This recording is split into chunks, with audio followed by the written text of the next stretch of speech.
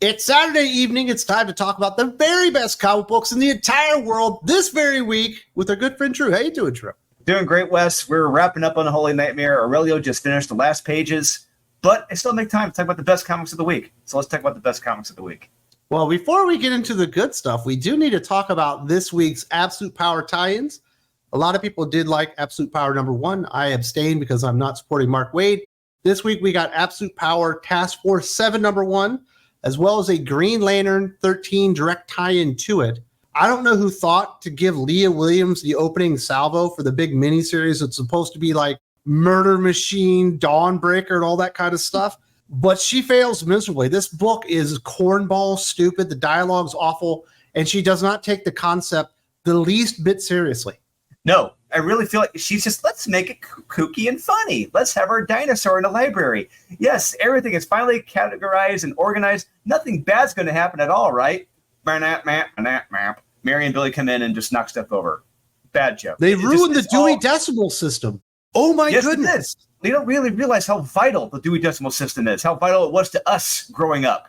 You know, it's ridiculous. Why should I give them money? Why should I give them anywhere like from $5 to $7 for a tie-in if you do not give a shit about what you were writing? You're just treating it all like a joke. No, you're not going to get my money. You're not going to get my time. My time is precious. Why even release the series if you can only hire people like a Leah Williams for it? The big highlight for me in Dark Knight's Death Metal was all those weird variant versions of Batman. I thought that's what this was going to be, and I wouldn't say I'm disappointed because it did say Leah Williams on the title. It immediately turns me off to the entire concept of Task Force VII, and then the idea of them ever even being a factor in any of this. It's a great question. Why hire these individuals? Why put them on this book if they don't understand at the core what this event is? You know, we saw that the heroes are marched, you know, and strung up, you know, walking down the street. Superman's got shot. This is a serious, supposed to be allegedly a serious event. But if you don't understand it, if you're just treating it like a joke, there is no consistency. There's no understanding. There's no one's on the same page. Why should I care? Why should I give you money? Why should we read this? No, I mean, look, far be it from me to pry a fool from their money. But I mean, look, if you're giving them money, if you're giving them money for this book, they are mocking you. I really want you to understand this. They do not care what you think, and they're just treating you like suckers. This book is for suckers. The other tie-in this week isn't a miniseries. It's actually tying into a mainline series, Green Lantern by Jeremy Adams, and I've really enjoyed this Green Lantern run. And there are actually moments in this particular issue that I think are really, really strong, specifically Hal Jordan being tortured and interrogated by King Shark and Amanda Waller. There's also some stuff with like a Red Lantern in here that I think are really, really strong. But why interrupt what has been a really compelling, awesome Green Lantern story just to have to dovetail into this stupid Amanda Waller thing when it's clear that Jeremy Adams is doing the best that he can to continue on both stories, but they're not mixing whatsoever. After like, I don't know, a third of the book, it's just scenes that aren't even related anymore. This all goes back to like the 90s when Peter David was still on X Factor with Marvel, and he was having to interrupt his stories for like Executioner Song, Fatal Attractions, and he hated it. He did not want to do it. That's why he left the book, because he didn't want to keep doing these flipping tie-ins. And I think he called it, I think he referenced it as writing with a Kevlar condom. I have a strong feeling he probably had a small window of time to write this story, and he did the best he could. But even then, it had, like you said, it has moments, but it's not great. And it's not his best stuff. And I think I'll blame that due to a time crunch. Yeah, because he's introducing a concept in here that has nothing to do really with Absolute Power.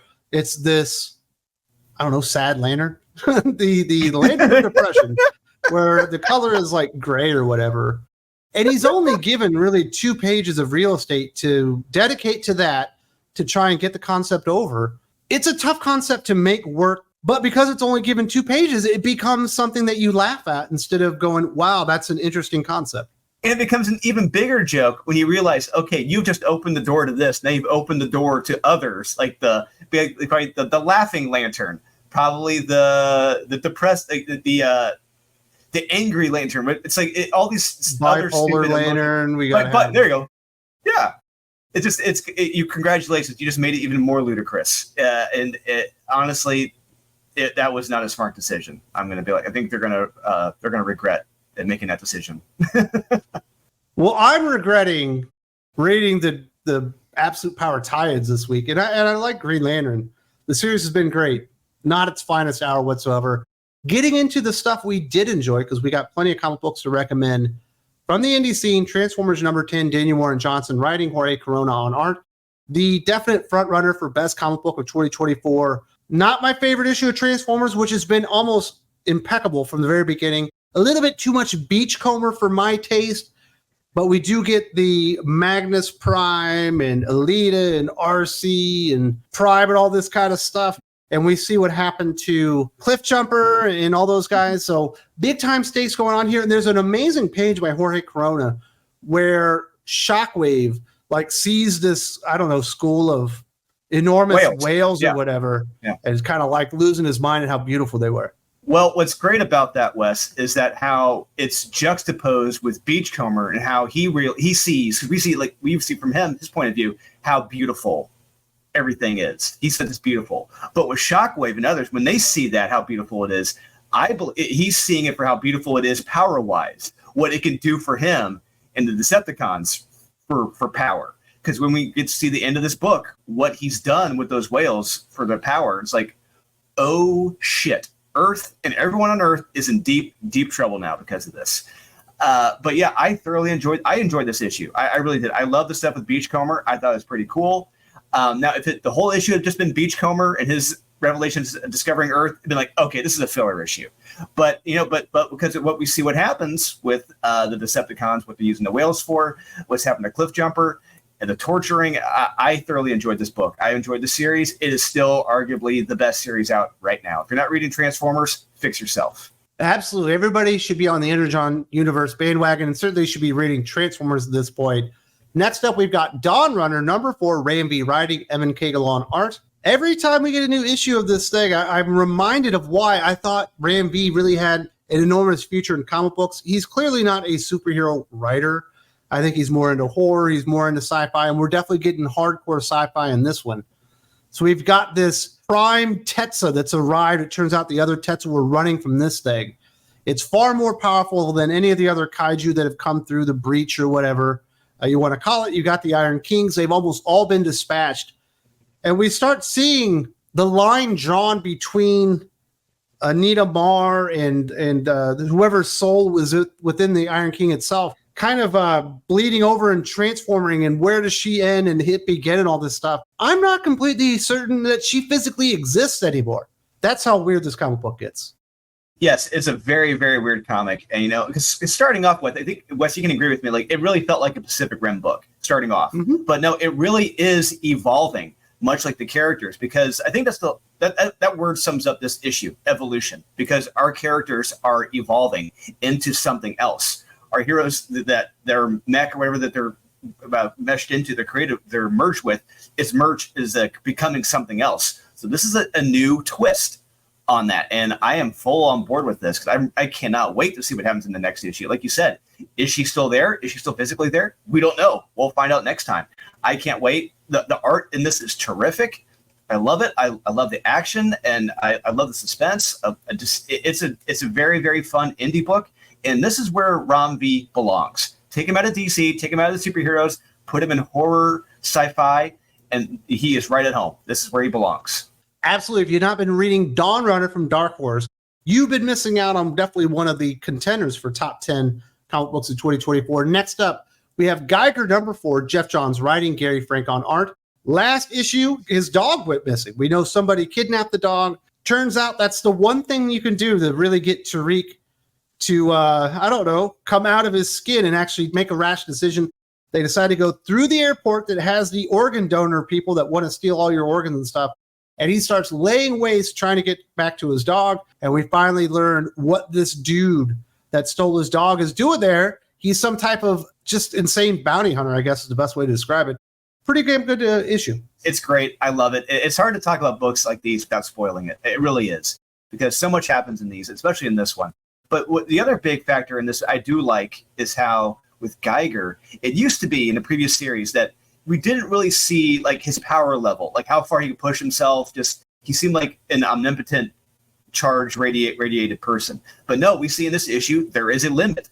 You know, he has like this maximum starburst power, and like all of a sudden that power is gone. He's got to recharge it. It's like, okay, this is cool. I'll go with it. We're seeing a limit, and let's see. By the end of this issue, he may be beyond that limit, but we'll see what happens next time. But yeah, this issue is fun. It's so well illustrated. That undead cannibalistic horde chasing after Geiger in the airport is a beautiful. This is a fun book, and Geiger has only gotten better. When it started off, I thought it was okay. I didn't really care for it that much, but it has gotten better, and I think Jeff is really having more fun with it now. So yeah, do check out Geiger, guys. Do check out everything from Ghost Machine thus far, and we do have the Ivan Reis books coming up in the not too distant future. So Ghost Machine's only going to get hotter and hotter. Next up, we have Ain't No Grave, #3, Scotty Young writing, Jorge Corona on art. I think a lot of people that are unfamiliar with Jorge Corona and his art are going to be expecting something like Transformers. That is not his art style. That's him doing Daniel Warren Johnson. This is what Jorge Corona's art really looks like. And I think they're doing a really good job. This series is just kind of getting more and more exciting as we go along. And we get this really crazy high-stakes card game that's going on where basically if you lose, you end up losing your soul and you're going to end up in eternal damnation. We also get some backstory talking about what the writer was all about, setting her on forth, trying to regain her soul so she can be with her family. Just a really cool kind of weird, futuristic, weird Western mashup fantasy book. Yeah, and I love the motivations in this. Like you said, Wes, we see why she's doing what she's doing, where she's going to, and you know, playing cards in comics. You know, when you're illustrating that, telling that story like that, it could be potentially boring. It could be, but no. Here, Jorge and Scotty, they do a great job of when they're shows them playing cards. I mean, we were not told what game it is. I assume it's poker, but it just how they illustrate it, it's very kinetic and it keeps your eye moving on the page. When you see like the coins being tossed, the cards being tossed on the pages, I love it. It's beautiful. That's just how you do a well illustrated card game in a comic. And by the end of this, hopefully the protagonist maybe comes out on top. Maybe I don't know. We'll see. But yeah, do check this out, guys. Yeah, it's Scotty Young. He's a terrific storyteller. He's a much better writer than he is an artist. That's my opinion. And I do highly encourage everyone to check this out. Really been enjoying that series. So if you're looking for something from the indie scene and you haven't checked that one out, and that's a little diamond in the rough waiting to be discovered. Our finally indie comic book recommendation, Savage Sword of Conan #3. Cornucopia of writers. We got Frank Thierry, Carrie Nord, Pat Zurcher, and some others in there. Me personally, I didn't get my review copy of Savage Sword of Conan #3, so I didn't read it yet. But you are recommending it? It's still badass? Oh, it's still badass. Yeah, it's terrific. Yeah, Alan Qua, he does a silent issue. Alan Qua, famous cover illustrator. He did a short story in here that he wrote and illustrated, and it's beautiful.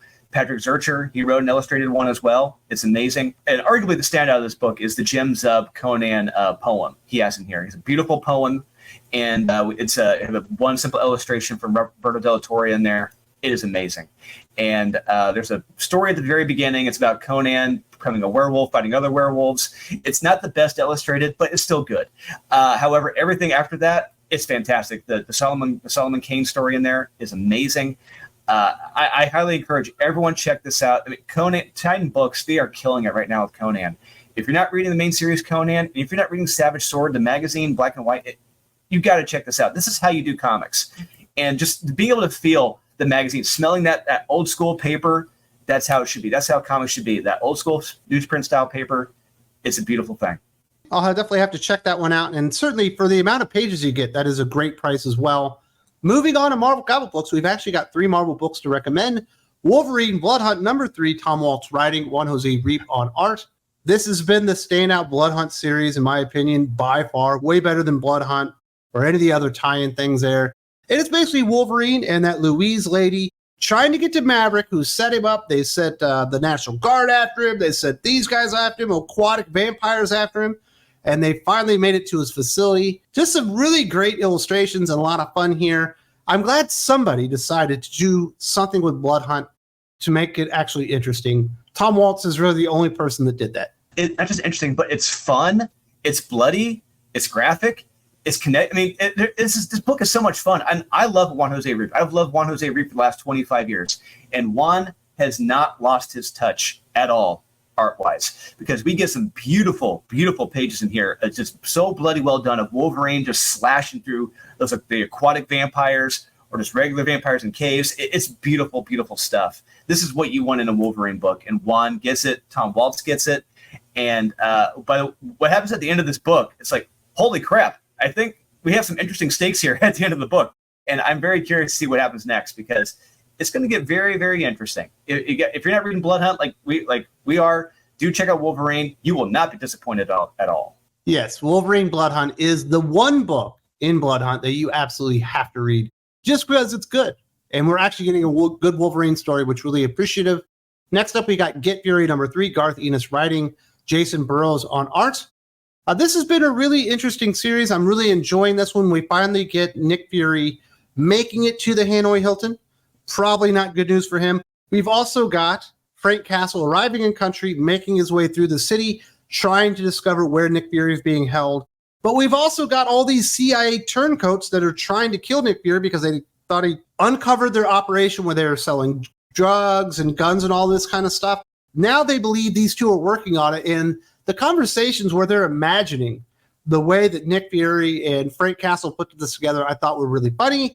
The stuff that they were considering doing, I thought was absolutely insane. And thankfully, the general was there to say, yeah, you actually can't just kill prisoners of war that are sitting in the Hanoi Hilton just so you can get rid of the one witness that's out there.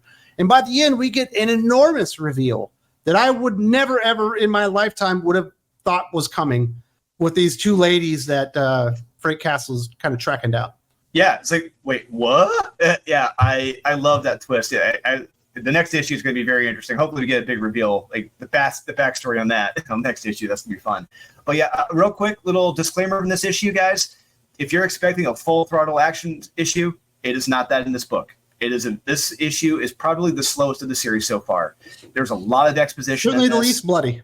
Correct. And the CIA operatives, there's a lot of pages dedicated to these guys and their theories about what's going on, which makes sense. If you're a CIA analyst, you're projecting a lot of theories about what's happening. So that's what they're doing in this. They're analyzing the situation and what's going on.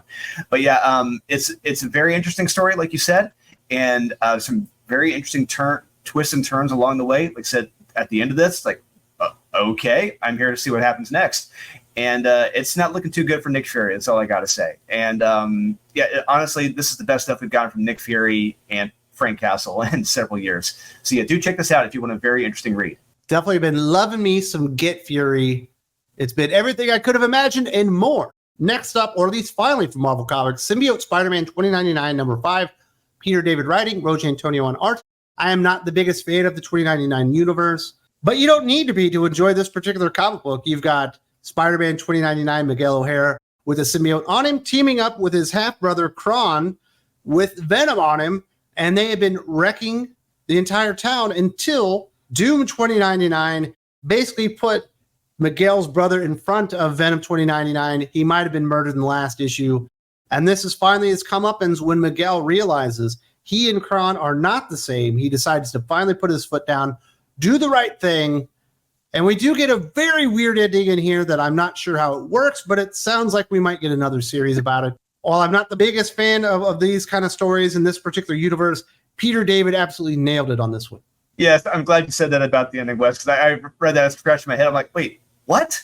And it's like, okay, let's see what happens next. But yeah, hopefully we get more from Peter David, because I've said it before, I'll say it again. Peter's not in the best of health. He's hanging on there, but even though he's hanging on there, he is still writing some of the best stuff at Marvel right now.